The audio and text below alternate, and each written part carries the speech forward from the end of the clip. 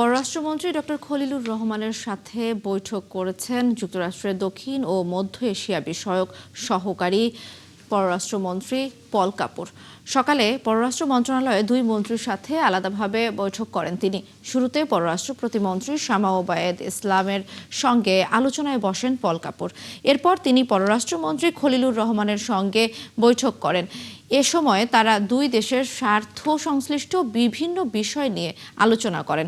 এছাড়াও পল কাপুর সচিবালয়ে বাণিজ্য মন্ত্রী খন্দকার আব্দুল মুক্তাদির এবং জ্বালানি মন্ত্রী ইকবাল হাসান মাহমুদের সঙ্গেও দেখা করবেন।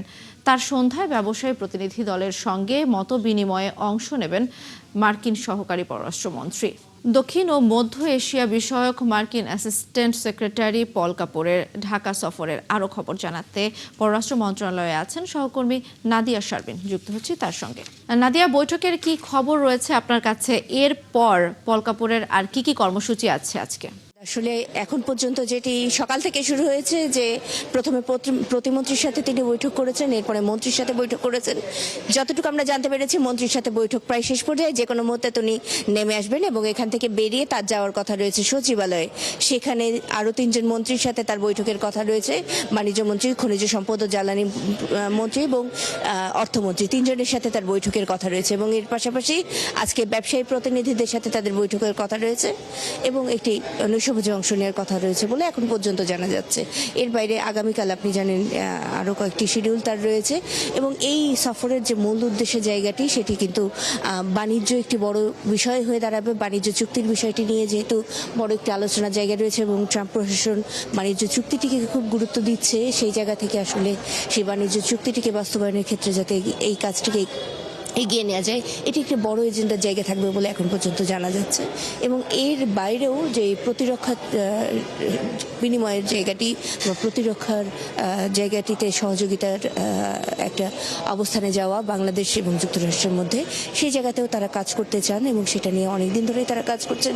সেই কাজগুলোকে তারা এগিয়ে নিয়ে যেতে চান বলে আমরা এখন পর্যন্ত জানতে পেরেছি। এই সার্বিক বিষয়গুলো নিয়ে আলোচনার পাশাপাশি অনেকগুলো ইস্যু তো মার্কিন যুক্তরাষ্ট্রের সাথে বাংলাদেশের রয়েছে। বাণিজ্য বলি, অভিবাসন বলি, সব দিক থেকে আসলে মার্কিন যুক্তরাষ্ট্র বাংলাদেশের জন্য একটি গুরুত্বপূর্ণ অংশীদার এবং এই অংশীদার হিসেবে এইসব খাতে যে এই সমস্যাগুলো রয়ে গেছে, ভিসা সমস্যা রয়ে গেছে, এছাড়া আপনি জানেন রোহিঙ্গা খাতে কিন্তু মার্কিন যুক্তরাষ্ট্রের পক্ষ থেকে একটি বড় অনুদানের জায়গাটি আমাদের রয়েছে, যেটি রোহিঙ্গাদেরকে নিরাপদে এবং সুন্দরভাবে রাখার ক্ষেত্রে একটি বড় ভূমিকা পালন করছে। তো রোহিঙ্গা কেন্দ্রিক যে কূটনীতি, সেই কূটনীতির জায়গাটিও এই জায়গাটিতে রয়েছে। পাশাপাশি এখানকার যে অভ্যন্তরীণ রাজনীতি, ভূ রাজনীতি, এবং আপনি জানেন যে চীন বিরোধী, চীনের জায়গা থেকে এই মার্কিন যুক্তরাষ্ট্র চাচ্ছে যে তার কাছের যে দেশগুলো রয়েছে সেই দেশগুলোকে আরও কাছে টানার।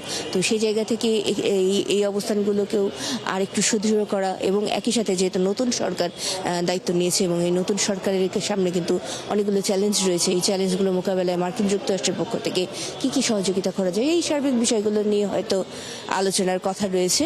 সব মিলিয়ে এই ধরনের আলোচনাগুলো আজকেও চলছে, কালকেও আমরা জানি যে পররাষ্ট্র উপদেষ্টার সাথে কথা বলার কথা রয়েছে তার। এর পাশাপাশি রাজনৈতিক দলগুলো এবং বেগম খালেদা জিয়া এবং শহীদ প্রেসিডেন্ট জিয়াউর রহমান, তাদের মাজারে যাওয়ার কথা রয়েছে দুপুরের দিক এবং সেখানে তিনি শ্রদ্ধা জানাবেন বলে আমরা জানতে পেরেছি। এবং এরপরে সন্ধ্যার দিকে একটি ইফতারের পার্টি রয়েছে বলে এখন পর্যন্ত জানা গেছে। তো সব মিলিয়ে এই যে বিভিন্ন অংশীজনদের সাথে তারা বৈঠক করতে চান, আলোচনা করতে চান এবং এর মাধ্যমে মার্কিন যুক্তরাষ্ট্র এবং বাংলাদেশের নতুন সরকারের যে সম্পর্কের জায়গাটি সেটি এগিয়ে নেওয়া এবং এই সম্পর্ককে সুদৃঢ় করে বিভিন্ন বিনিময়ের জায়গাগুলোতে আসলে কতখানি দুই দেশের স্বার্থ রক্ষা করে এগোনো যায়, সেই বিষয়গুলো নিয়ে দুই দেশ।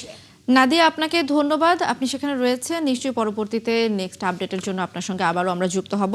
দর্শক, দক্ষিণ ও মধ্য এশিয়া বিষয়ক মার্কিন অ্যাসিস্ট্যান্ট সেক্রেটারি পল কাপুর ঢাকা সফরের আরও খবর জানাচ্ছিলেন সহকর্মী নাদিয়া শারমিন।